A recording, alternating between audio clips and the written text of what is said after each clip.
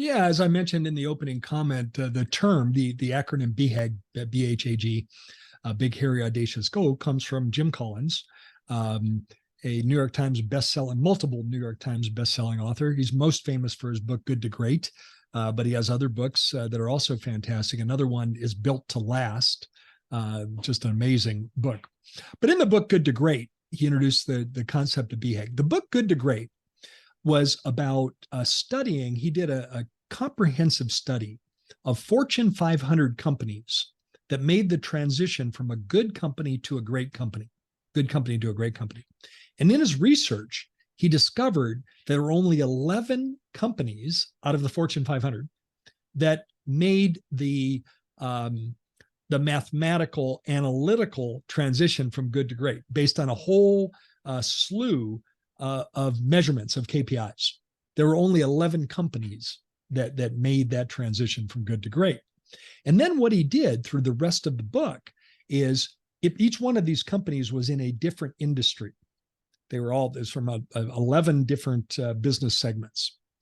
And he contrasted in each one, in one case, it was a bank that made the transition from good to great. So he contrasted what that company did compared to another bank in the very same industry that had very lackluster performance.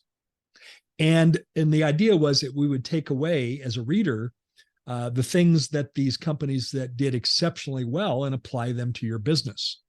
Well, one of the common denominators among these 11 companies was they all had a BHAG, a Big Hairy Audacious Goal. And that was contrasted by, again, every one of the example companies that didn't make the transition from good to great typically had little tiny achievable goals. I like that, little tiny LTAG. So I don't know how you pronounce LTAG. It doesn't make a good acronym pronounce. But what's better, a BHAG, a Big Hairy Audacious Goal, or a little tiny achievable goal? Well, I think we can answer that. That it's little tiny achievable doesn't galvanize anything, doesn't get people moving, doesn't get people excited, doesn't make a difference, and I found it interesting that all 11 companies often had a different BHAG each year, in terms of what they're trying to accomplish. So as we were thinking about topics for the new year for you, we thought, hey, wouldn't it be cool to talk about, hey, what's your BHAG for 2024? And remember, we don't want a little tiny achievable goal. We want a big, hairy, audacious goal. So I'd like to suggest 6 possible BHAGs for our listeners. And there's many more, of course, but here's 6 that you might want to consider. I'll number these and we'll talk about them a little bit. But here's one. Maybe 2024 is the year where you reduce your insurance dependence. Now, we use the term reducing insurance dependence as opposed to going fee for service, because you don't have to go all the way to fee for service to see significant benefits and improvement in your practice. But I always tell my clients, if you want to go fee for service, then we're going to be your biggest cheerleader, because by doing that, you're going to get the most benefits out of it. But maybe 2024 is the year that you get off of the bleachers, get off of the sidelines, and actually take action to successfully reduce your insurance dependence. And perhaps the most motivational, if I can give you the finish line on this, when you're giving away 45 to 50% of your fee to the fat cats of the insurance company, and that's what the difference between your usual fee and your contracted fee, when you're giving away 45 to 50% of your fee to the fat cats of the insurance company, it's very difficult to have a financially successful practice. So maybe your BHAG in 2024 is to successfully reduce your insurance dependence. There's one. All right, here's the second one. Maybe your BHAG in 2024 is to grow by at least 10% in collections over your best year yet. Hopefully your best year yet was 2023. One of the things that I believe in is something I work with our clients on, is to make every year your best year. And that specifically means in collections. Make every year your best year. But if you say, okay, we want every year to be our best year, we need to define it a little bit better, because theoretically, if 2023 was your best year and in 2024 you collect $1 more, then that theoretically would be your new best year. Mathematically, correct, Naren? That is correct. Yes. However, that's not what we're talking about. So you got to define it a little bit more. And I'm going to suggest a worthwhile goal would be to grow by double-digit percentage growth each year. Double-digit would mean 10% or more. Of course, if it was 9, that would be single-digit. So by growing by double-digit percentage growth each year, and that would be in a year where you're not adding more providers, you're not adding more hygiene hours, you're not adding another hygienist, you're not adding another doctor, you're not maybe bringing in a part-time specialist in your practice. And if you are doing any of that, which are all useful things to do, then I would want to grow 10% plus the anticipated growth by adding the additional provider hours. So there's a big, hairy, audacious goal for 2024. There's 2 hints I would like to drop. One is high value services, and the other one is marketing. Two techniques you can use to achieve this 10% plus growth for sure. Now, I'll give you a teaser. Again, I want to motivate you on this. If you grow just 10% a year, in less than 7 years, your practice doubles. Yes. It's actually 6.8 years. That's called the rule of 72. You can Google it and find out what that is. I'm a math nerd. It's a rule of 72. And that means in 6.8 months, your practice does. So if you have $1 million practice today, I'm just making up round numbers. In 6.8 years, it's a $2 million practice.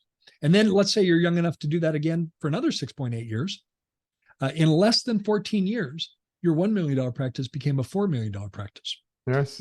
Think what that means in terms of a whole variety of outcomes. Think what that means in terms of income for you. Think of what that means in terms of net worth, because that $4 million practice is worth a lot more than a $1 million practice. Now let's think about it from a humanistic perspective.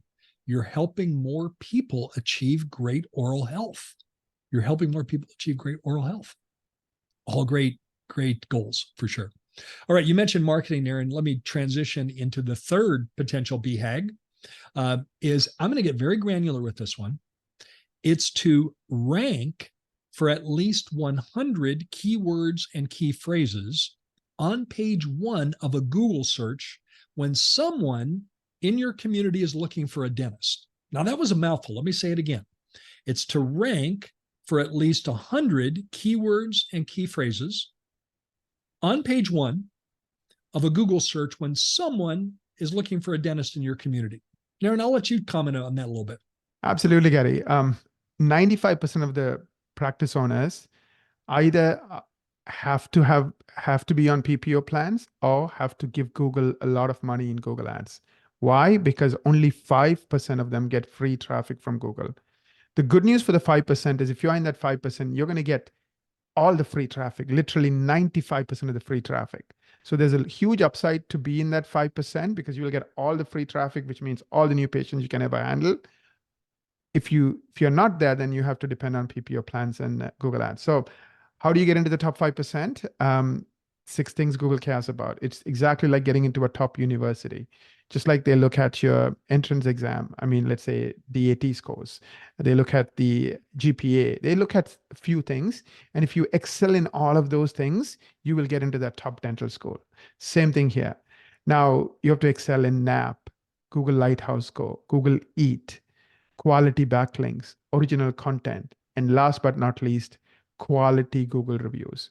So these are the 6 things Google cares about. And if you are curious, how you are doing, this is our New Year gift. We would have our team review your marketing. We would spend 6 hours to see how you're doing, and then also give you a blueprint, a roadmap, so that within 12 months, you can get into that top 5%. I really think it's a worthwhile BHAG to set in 2024, because if you do want to achieve the first goal and the second goal Gary laid out, you need a way to get new patients without having to give up a lot of what you make, either in terms of Google ad dollars or in terms of PPO write-offs. Think about this as a listener. Think about, where would you rather get new patients from? Delta's website or Google? Go ahead, take as long as you like. Yeah. That answer would be Google. Yes. Because you don't have to give Google 45 to 50% of your fee. Absolutely. And I'll comment in Life Smiles. Is that 100 keywords and key phrases even achievable? Well, the last month that I have data on in terms of how many keywords LifeSmiles is ranking for, 874 unique keywords and key phrases. So that while 100 is great, well, 874 is not bad either. So it is possible. It's not easy, and that's because of the wonderful work of you and your team, Aaron, that do all the behind the scenes stuff to make that happen. Yeah, and I think and that translates to what, more than 100 new patient calls every single month just from Google alone. Why do you need PPO plans when you're getting 100 new patient calls a month? Yeah. And the meeting link, in case you want to take advantage of this holiday gift, it's ekwa.com/MSM. ekwa.com/MSM. That stands for Marketing Strategy Meeting.